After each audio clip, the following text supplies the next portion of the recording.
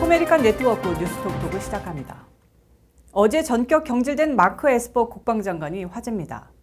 트럼프의 분노나 대선 패배의 몽리라는 언론의 보도와 달리 그 배경에는 중국과 군사적 긴장을 조성해 표를 얻으려는 트럼프 대통령의 반기를 들었기 때문이라는 분석이 가장 유력합니다.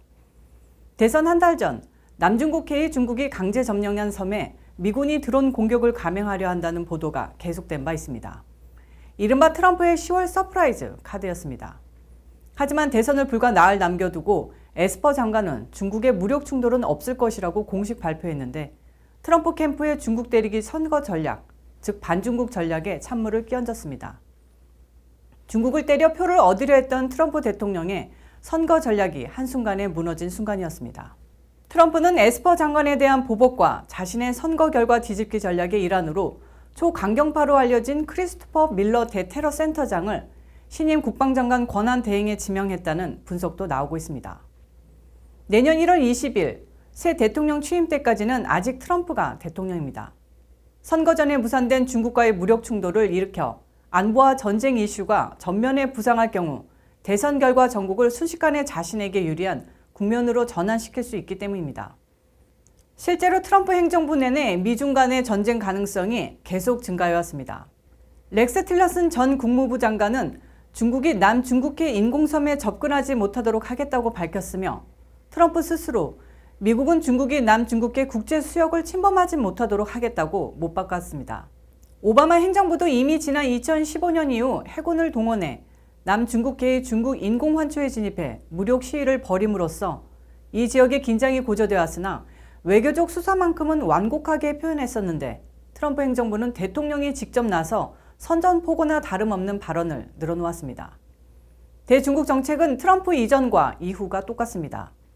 조 바이든 대통령 당선자 또한 중국에 대한 강경 정책을 지지하고 있습니다. 트럼프가 중국의 관세 폭탄을 때릴 때에도 민주당 내에서는 거의 아무런 반대 목소리가 나오지 않았습니다. 트럼프는 곧 친러, 반중 모드를 취해왔는데 조 바이든 행정부도 이 같은 노선을 따를 것이라는 분석이 우세합니다. 미국은 1970년대 리처드 닉슨 행정부 이래 핑퐁 외교를 통해 중국과 손잡고 러시아를 고립시키는 외교 정책을 추진해왔습니다. 트럼프는 심지어 러시아의 독재자 블라디미르 푸틴 대통령을 노골적으로 칭찬하고 미국과 러시아가 친하면 안 된다고 생각하는 것은 넌센스라며 자신을 정당화하기도 했습니다. 오바마는 환태평양 다자간 무역협정인 TPP를 통해 미국이 미국 주도로 중국의 경제 해외 진출을 봉쇄하려 했으나 트럼프는 그딴 액세서리를 필요 없다며 취임한 지 사흘 만에 탈퇴해버렸습니다. 트럼프가 중국에 지배하고 있는 섬에 대해 드론 공격을 계획했던 배경에는 바닷길을 막아 중국을 고립시키려는 전략이었습니다. 미국의 대중국 문제를 단순히 한국과 일본과의 독도 문제 정도로 바라봐서는 안 됩니다. 중국이 해군력 면에서 50배 이상 강력한 미국을 향해 죽기 살기로 저항하는 이유, 문제의 본질은 바닷길 쟁탈전에 있습니다. 고대 로마 제국은 지중해 제해권이 있었기 때문에 대제국을 이룰 수 있었습니다. 모든 생존은 바닷길로 연결돼 있기에 지중해를 지키기 위해서 변방 오랑캐족에게 조공을 바치는 굴욕을 감수하기도 했습니다. 일본은 1941년 하와이 진주만을 딱 하루만 공격한 이후 하와이 섬 외에 40여 개에 달하는 태평양 해군기지를 놔두고서 곧바로 동남아 지역으로 향했습니다.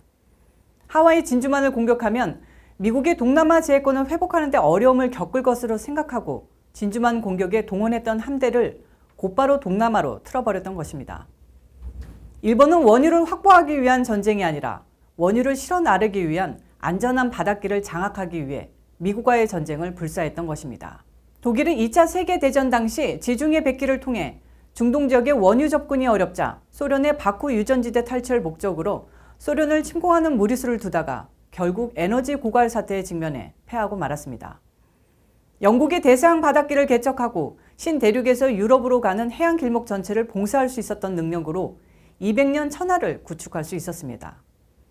미국은 전 세계 주요 해양 루트를 장악함으로써 2차 대전 이후 세계를 호령할 수 있었습니다. 미국의 가꾼 우선순위를 따지자면 단연 해군입니다. 한국이야 보병 전략 위주의 육군이 압도적인 우위를 지니고 있지만 강대국일수록 군대는 해군이라는 인식을 지니고 있습니다.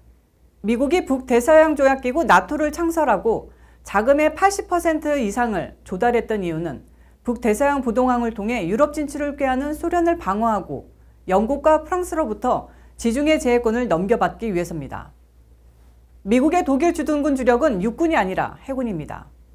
미국의 해군 전력 30%는 지중해 길목을 막는 데 투입함으로써 흑해를 통해 지중해로 나오고자 하는 러시아의 음모를 차단할 수 있었습니다. 지중해 루트는 중동의 원유가 파이프라인과 지중해를 통해 유럽으로 가는 길목이었습니다. 페르시아만을 통해 아시아로 가는 원유 수송로 또한 미국의 3함대와 6함대가 번갈아 순번을 서며 철옹성을 구축하고 있습니다. 트럼프와 바이든과 같은 정치인뿐만 아니라 미국인 모두 가장 값싸게 중국을 누를 수 있는 방법으로 중국의 바닷길 봉쇄를 고려하고 있습니다. 미국의 진보와 보수를 가리지 않고 중국이 동중국해와 남중국해를 빠져나와 바닷길을 장악하는 순간 전 세계 주도권이 넘어간다는 사실을 잘 알고 있습니다.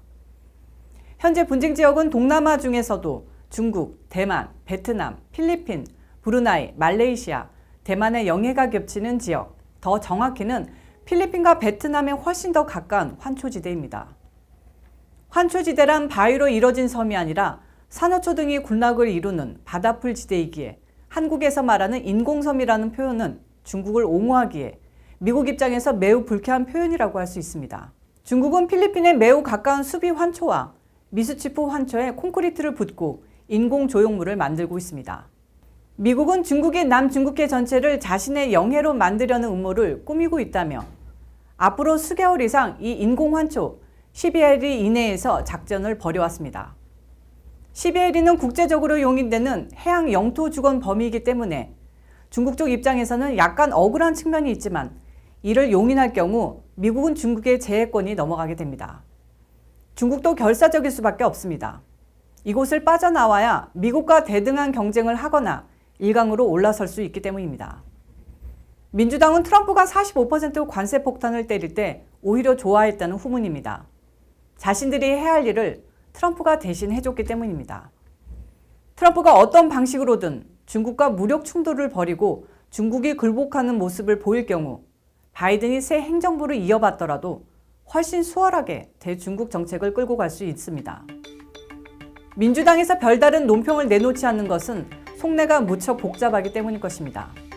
이래저래 가장 위험한 레임덕이 앞으로 70일 안에 펼쳐질 것으로 보입니다. 뉴스톡톡을 마치겠습니다.